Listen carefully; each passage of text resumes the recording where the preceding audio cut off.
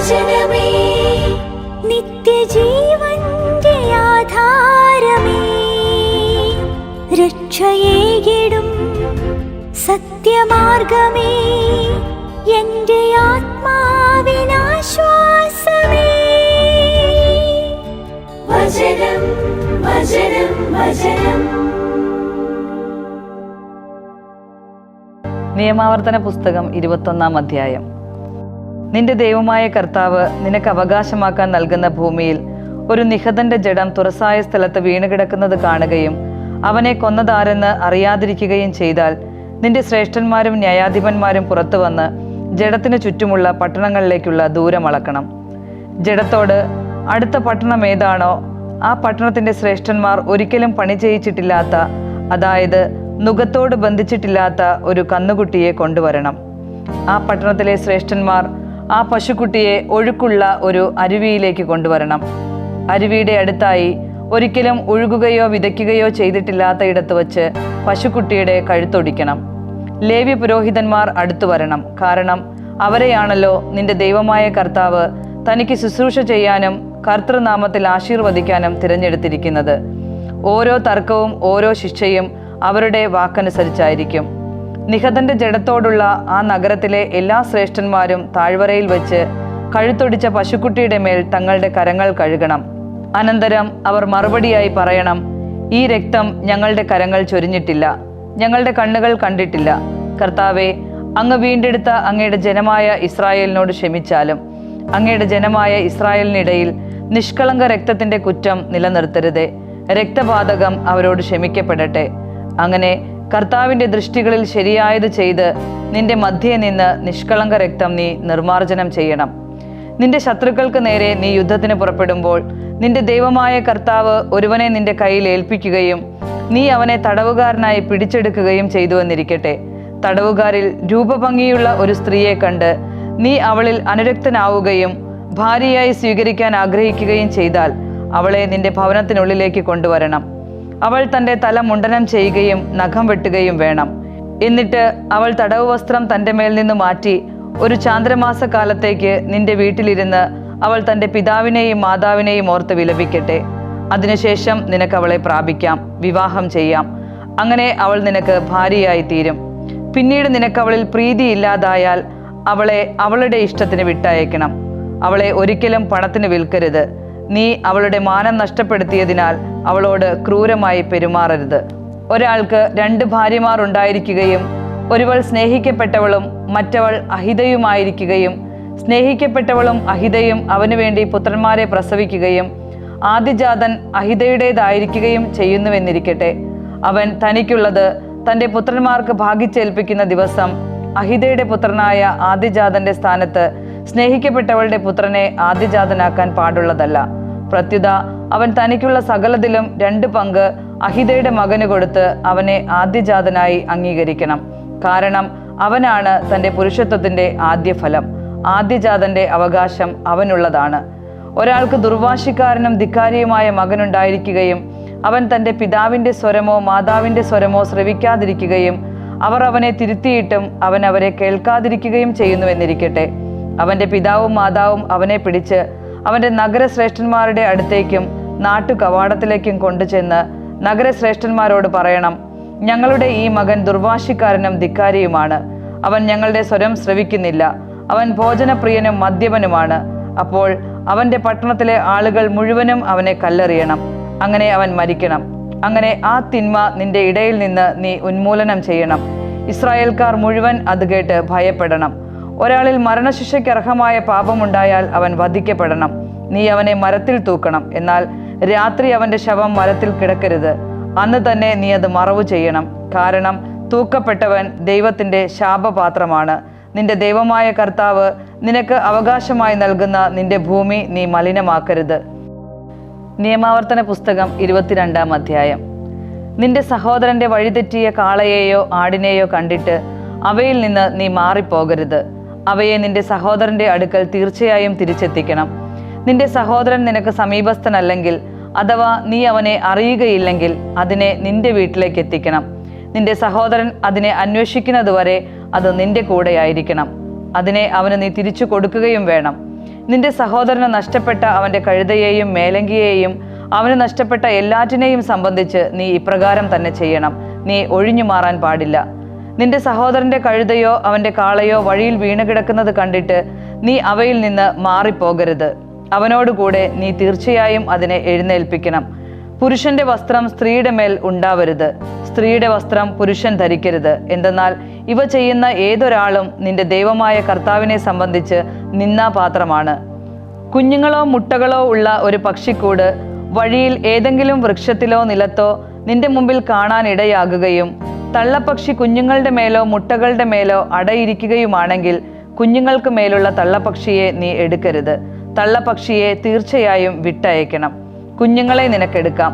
അതുവഴി നിനക്ക് നന്മയുണ്ടാകുകയും നീ ആയുസ് ദീർഘിപ്പിക്കുകയും ചെയ്യും. ആരെങ്കിലും പുരപ്പുറത്തു നിന്ന് വീണ് നിന്റെ വീടിന് രക്തപാതകം വരുത്തി വെക്കാതിരിക്കേണ്ടതിന് നീ ഒരു പുതിയ വീട് പണിയുമ്പോൾ അതിന്മേൽ തടമതിൽ കെട്ടണം. നീ വിതച്ച വിത്തിന്റെ വിള സമൃദ്ധിയും മുന്തിരിത്തോട്ടത്തിന്റെ ഉൽപ്പന്നവും വിശുദ്ധ സ്ഥലത്തേക്ക് കണ്ടുകെട്ടപ്പെടാതിരിക്കാൻ നിന്റെ മുന്തിരിത്തോട്ടം രണ്ടിനം ചേർത്ത് കൃഷി ചെയ്യരുത്. കാളയെയും കഴുതയെയും കൊണ്ട് ഒരുമിച്ച് നീ ഉഴുകരുത്. രോമവും ചണവും ഒരുമിച്ച് നെയ്തത് നീ ധരിക്കരുത്. നീ ധരിക്കുന്ന മേലങ്കിയുടെ നാലറ്റത്തും നിനക്കായി തൊങ്ങലുകൾ ഉണ്ടാക്കണം. ഒരാൾ ഒരു സ്ത്രീയെ സ്വീകരിക്കുകയും അവളെ പ്രാപിക്കുകയും ചെയ്തിട്ട് അവളെ വെറുക്കുകയും ഞാൻ ഈ സ്ത്രീയെ ഭാര്യയായി സ്വീകരിച്ചു, എന്നാൽ അവളെ ഞാൻ സമീപിച്ചപ്പോൾ അവളിൽ കന്യാത്ത ലക്ഷണങ്ങൾ കണ്ടില്ല എന്ന് പറഞ്ഞ് അവളിൽ ദുർനടത്തം ആരോപിക്കുകയും അവൾക്ക് ദുഷ്പേര് വരുത്തുകയും ചെയ്താൽ ആ പെൺകുട്ടിയുടെ പിതാവും മാതാവും പെൺകുട്ടിയുടെ കന്യാത്തത്തിനുള്ള തെളിവെടുത്ത് പട്ടണവാതിൽക്കൽ ശ്രേഷ്ഠന്മാരുടെ അടുത്ത് ഹാജരാക്കണം. പെൺകുട്ടിയുടെ പിതാവ് ശ്രേഷ്ഠന്മാരോട് പറയണം, ഞാൻ എൻ്റെ മകളെ ഇയാൾക്ക് ഭാര്യയായി നൽകി. അവൻ അവളെ വെറുക്കുകയും ഇതാ നിന്റെ മകളിൽ കന്യാത്ത ലക്ഷണങ്ങൾ ഞാൻ കണ്ടില്ല എന്ന് പറഞ്ഞ് അവളിൽ ദുർനടത്തം ആരോപിക്കുകയും ചെയ്യുന്നു. ഇവയാണ് എൻ്റെ മകളുടെ കന്യാത്ത തെളിവുകൾ എന്ന് പറഞ്ഞ് പട്ടണത്തിലെ ശ്രേഷ്ഠന്മാരുടെ മുമ്പിൽ അവർ വസ്ത്രം വിരിക്കണം. അപ്പോൾ ആ പട്ടണത്തിലെ ശ്രേഷ്ഠന്മാർ അയാളെ കൊണ്ടുവന്ന് തിരുത്തണം.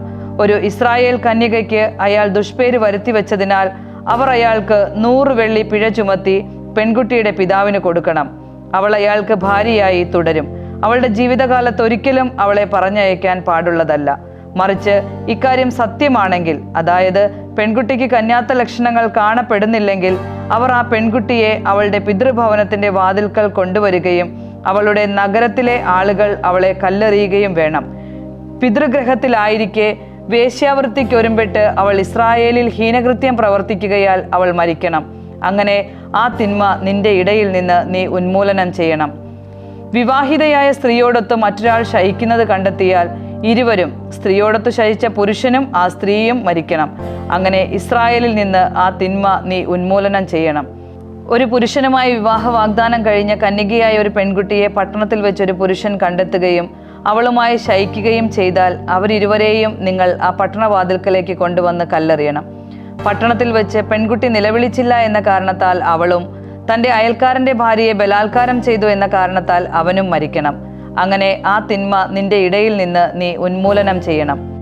എന്നാൽ വിവാഹ വാഗ്ദാനം കഴിഞ്ഞ ഒരു പെൺകുട്ടിയെ ഒരാൾ കണ്ടെത്തുന്നതും അവളെ ബലാത്കാരം ചെയ്ത് അവളോടൊത്ത് ശയിക്കുന്നതും വയലിൽ വെച്ചാണെങ്കിൽ അവളോട് കൂടെ ശയിച്ച പുരുഷൻ, അവൻ മാത്രം മരിക്കണം. പെൺകുട്ടിയോട് നീ ഒന്നും ചെയ്യരുത്. മരണാർഹമായ ഒരു പാപവും പെൺകുട്ടിക്കില്ല. എന്തെന്നാൽ ഒരാൾ തൻ്റെ അയൽക്കാരനെതിരെ ചാടി വീണ് അവൻ്റെ ജീവൻ ഹനിക്കുന്നത് പോലെയാണ് ഇക്കാര്യം. എന്തെന്നാൽ വയലിൽ വെച്ചാണ് അവൻ അവളെ കണ്ടത്. വിവാഹ വാഗ്ദാനം കഴിഞ്ഞ പെൺകുട്ടി നിലവിളിച്ചെങ്കിലും അവൾക്ക് രക്ഷകനായി ആരുമില്ലായിരുന്നു. വിവാഹ വാഗ്ദാനം നടത്തിയിട്ടില്ലാത്ത കന്യകയായ ഒരു പെൺകുട്ടിയെ ഒരാൾ കണ്ടെത്തുകയും അവളെ കീഴ്പ്പെടുത്തി അവളോടുകൂടെ ശയിക്കുകയും അവർ കണ്ടുപിടിക്കപ്പെടുകയും ചെയ്താൽ അവളുടെ കൂടെ ശയിച്ചയാൾ പെൺകുട്ടിയുടെ പിതാവിന് 50 ഷെക്കൽ വെള്ളി കൊടുക്കണം. അയാൾ അവളെ മാനഭംഗപ്പെടുത്തിയതിനാൽ അവൾ അയാൾക്ക് ഭാര്യയായി തീരും. അവൻ്റെ ജീവിതകാലത്ത് ഒരിക്കലും അവളെ പറഞ്ഞയക്കാൻ പാടുള്ളതല്ല. 136 സങ്കീർത്തനം. കർത്താവിന് നിങ്ങൾ കൃതജ്ഞത അർപ്പിക്കുവിൻ. അവിടുന്ന് നല്ലവനല്ലോ, അവിടുത്തെ കാരുണ്യം ശാശ്വതമല്ലോ. ദേവന്മാരുടെ ദൈവത്തിന് കൃതജ്ഞത അർപ്പിക്കുവിൻ. അവിടുത്തെ കാരുണ്യം ശാശ്വതമല്ലോ. നാഥന്മാരുടെ നാഥന് കൃതജ്ഞത അർപ്പിക്കുവിൻ. അവിടുത്തെ കാരുണ്യം ശാശ്വതമല്ലോ. ഒറ്റയ്ക്ക് മഹാവിസ്മയങ്ങൾ പ്രവർത്തിച്ചവന് അവിടുത്തെ കാരുണ്യം ശാശ്വതമല്ലോ. അറിവോടെ ആകാശങ്ങൾ ഉരുവാക്കിയവന് അവിടുത്തെ കാരുണ്യം ശാശ്വതമല്ലോ. ജലത്തിനുമേൽ ഭൂമിയെ വിരിച്ചവന് അവിടുത്തെ കാരുണ്യം ശാശ്വതമല്ലോ. മഹാദീപങ്ങൾ ഉരുവാക്കിയവന് അവിടുത്തെ കാരുണ്യം ശാശ്വതമല്ലോ. പകലിനെ ഭരിക്കാനായി പകലോനെ ഉരുവാക്കിയവന് അവിടുത്തെ കാരുണ്യം ശാശ്വതമല്ലോ. രാത്രിയെ ഭരിക്കാനായി ചന്ദ്രതാരങ്ങളെയും ഉരുവാക്കിയവന് അവിടുത്തെ കാരുണ്യം ശാശ്വതമല്ലോ. സ്വന്തം ആദ്യജാതരിലൂടെ ഈജിപ്തുകാരെ പ്രഹരിച്ചവന് അവിടുത്തെ കാരുണ്യം ശാശ്വതമല്ലോ. അവരുടെ ഇടയിൽ നിന്ന് ഇസ്രായേലിനെ അവിടുന്ന് പുറത്തു കൊണ്ടുവന്നു. അവിടുത്തെ കാരുണ്യം ശാശ്വതമല്ലോ. കരുത്തുറ്റ കരത്താലും നീട്ടിയ ഭുജത്താലും അവിടുന്ന് പുറത്തു കൊണ്ടുവന്നു. അവിടുത്തെ കാരുണ്യം ശാശ്വതമല്ലോ. ചെങ്കടലിനെ വിഭജിച്ചവന് അവിടുത്തെ കാരുണ്യം ശാശ്വതമല്ലോ. അതിൻ്റെ നടുവിലൂടെ അവിടുന്ന് ഇസ്രായേലിനെ കടത്തി. അവിടുത്തെ കാരുണ്യം ശാശ്വതമല്ലോ. എന്നാൽ ഫറവോയെയും അവൻ്റെ സൈന്യത്തെയും അവിടുന്ന് ചെങ്കടലിലേക്ക് കുടഞ്ഞിട്ടു. അവിടുത്തെ കാരുണ്യം ശാശ്വതമല്ലോ. തൻ്റെ ജനത്തെ മരുഭൂമിയിലൂടെ നടത്തിയവന് അവിടുത്തെ കാരുണ്യം ശാശ്വതമല്ലോ. മഹാരാജാക്കന്മാരെ സംഹരിച്ചവന് അവിടുത്തെ കാരുണ്യം ശാശ്വതമല്ലോ. കരുത്തരായ രാജാക്കന്മാരെ അവിടുന്ന് നിഗ്രഹിച്ചു. അവിടുത്തെ കാരുണ്യം ശാശ്വതമല്ലോ. അമോറി രാജാവായ സീഹോനെയും അവിടുന്ന് നിഗ്രഹിച്ചു. അവിടുത്തെ കാരുണ്യം ശാശ്വതമല്ലോ. ബാഷാൻ രാജാവായ ഓഗിനെയും അവിടുന്ന് നിഗ്രഹിച്ചു. അവിടുത്തെ കാരുണ്യം ശാശ്വതമല്ലോ. അവിടുന്ന് അവരുടെ ദേശം അവകാശമായി നൽകി. അവിടുത്തെ കാരുണ്യം ശാശ്വതമല്ലോ. തൻ്റെ ദാസനായ ഇസ്രായേലിന് അവകാശമായി നൽകി. അവിടുത്തെ കാരുണ്യം ശാശ്വതമല്ലോ. നമ്മുടെ ദുസ്ഥിതിയിൽ അവിടുന്ന് നമ്മെ ഓർത്തു. അവിടുത്തെ കാരുണ്യം ശാശ്വതമല്ലോ. അവിടുന്ന് വൈരികളിൽ നിന്ന് നമ്മെ സ്വതന്ത്രരാക്കി. അവിടുത്തെ കാരുണ്യം ശാശ്വതമല്ലോ. ഓരോ ജീവിക്കും ആഹാരം കൊടുക്കുന്നവനാണ് അവിടുന്ന്. അവിടുത്തെ കാരുണ്യം ശാശ്വതമല്ലോ. സ്വർഗത്തിൻ്റെ തമ്പുരാന് കൃതജ്ഞതയർപ്പിക്കുവിൻ. അവിടുത്തെ കാരുണ്യം ശാശ്വതമല്ലോ. വിശുദ്ധ ലൂക്ക എഴുതിയ സുവിശേഷം 8-ാം അധ്യായം 1 മുതൽ 15 വരെയുള്ള തിരുവചനങ്ങൾ. അതിനുശേഷം അവൻ പ്രസംഗിക്കുകയും ദൈവരാജ്യത്തിൻ്റെ സദ്വാർത്ത അറിയിക്കുകയും ചെയ്തുകൊണ്ട് പട്ടണങ്ങളും ഗ്രാമങ്ങളും തോറും സഞ്ചരിക്കുകയായിരുന്നു. അവനോടുകൂടെ 12 പേരും ദുഷ്ടാത്മാക്കളിൽ നിന്നും വ്യാധികളിൽ നിന്നും സുഖമാക്കപ്പെട്ട ചില സ്ത്രീകളും 7 ദുഷ്ടാത്മാക്കൾ വിട്ടുപോയ മഗ്ദലേന എന്ന് വിളിക്കപ്പെടുന്ന മറിയവും ഹെറോദേസിന്റെ കാര്യസ്ഥനായ കൂസായുടെ ഭാര്യ യോവാനയും സൂസന്നയും മറ്റു സ്ത്രീകളും ഉണ്ടായിരുന്നു. അവർ തങ്ങളുടെ സ്വത്തുകൊണ്ട് അവരെ ശുശ്രൂഷിച്ചിരുന്നു. വലിയ ജനക്കൂട്ടവും ഓരോ പട്ടണത്തിൽ നിന്നുള്ളവരും തൻ്റെ അടുത്തുകൂടിയപ്പോൾ അവൻ അവരോട് ഉപമയിലൂടെ അരുൾ ചെയ്തു. വിതക്കാരൻ തൻ്റെ വിത്ത് വിതയ്ക്കാൻ പുറപ്പെട്ടു. വിതയ്ക്കുമ്പോൾ ചിലത് വഴിയരികിൽ വീണു. അത് ചവിട്ടപ്പെടുകയും ആകാശത്തിലെ പക്ഷികൾ തിന്നുകയും ചെയ്തു. ചിലത് പാറമേൽ വീണു. അത് മുളച്ചു പൊങ്ങിയപ്പോൾ നനവില്ലാതിരുന്നതുകൊണ്ട് ഉണങ്ങിപ്പോയി. ചിലത് മുൾച്ചെടികൾക്കിടയിൽ വീണു. മുൾച്ചെടികൾ അതിനോടൊപ്പം വളർന്ന് അതിനെ ഞെരുക്കിക്കളഞ്ഞു. ചിലത് നല്ല നിലത്ത് വീണു. അത് വളർന്ന് 100 മേനി ഫലം പുറപ്പെടുവിച്ചു. ഇത് പറഞ്ഞുകൊണ്ട് അവൻ സ്വരമുയർത്തി പറഞ്ഞു, കേൾക്കാൻ ചെവിയുള്ളവൻ കേൾക്കട്ടെ. ഈ ഉപമയുടെ അർത്ഥം എന്തെന്ന് അവൻ്റെ ശിഷ്യന്മാർ അവനോട് ചോദിച്ചു. അവൻ പറഞ്ഞു, ദൈവരാജ്യത്തിൻ്റെ രഹസ്യങ്ങൾ അറിയാൻ നിങ്ങൾക്ക് വരം നൽകപ്പെട്ടിരിക്കുന്നു. മറ്റുള്ളവർക്കാകട്ടെ ഉപമകളിലൂടെയും. അവർ കണ്ടിട്ടും കാണാതിരിക്കാനും കേട്ടിട്ടും ഗ്രഹിക്കാതിരിക്കാനും വേണ്ടിയാണത്. ഉപമ ഇതാണ്: വിത്ത് ദൈവത്തിൻ്റെ വചനമാണ്. ചിലർ വചനം ശ്രവിച്ചെങ്കിലും അവർ വിശ്വസിക്കുകയോ രക്ഷപ്പെടുകയോ ചെയ്യാതിരിക്കാൻ വേണ്ടി പിശാച് വന്ന് അവരുടെ ഹൃദയങ്ങളിൽ നിന്ന് ആ വചനം എടുത്തു കളയുന്നു. ഇവരാണ് വഴിയരികിൽ വീണ വിത്ത്. പാറയിൽ വീണതാകട്ടെ കേൾക്കുമ്പോൾ ആ വചനം സന്തോഷത്തോടെ സ്വീകരിക്കുന്നവരാണ്. എങ്കിലും അവർക്ക് വേരുകളില്ല. അവർ കുറച്ചു സമയത്തേക്ക് വിശ്വസിക്കുന്നു, എന്നാൽ പ്രലോഭനങ്ങളുടെ സമയത്ത് അവർ വീണുപോകുന്നു. മുള്ളുകളുടെ ഇടയിൽ വീണത് കേട്ടിട്ടും പോകും വഴി ഉത്കണ്ഠകൾ, സമ്പത്ത്, ജീവിതത്തിൻ്റെ സുഖഭോഗങ്ങൾ എന്നിവ വചനത്തെ ഞെരുക്കിക്കളയുന്നത് കൊണ്ട് ഫലം പുറപ്പെടുവിക്കാത്തവരുമാണ്.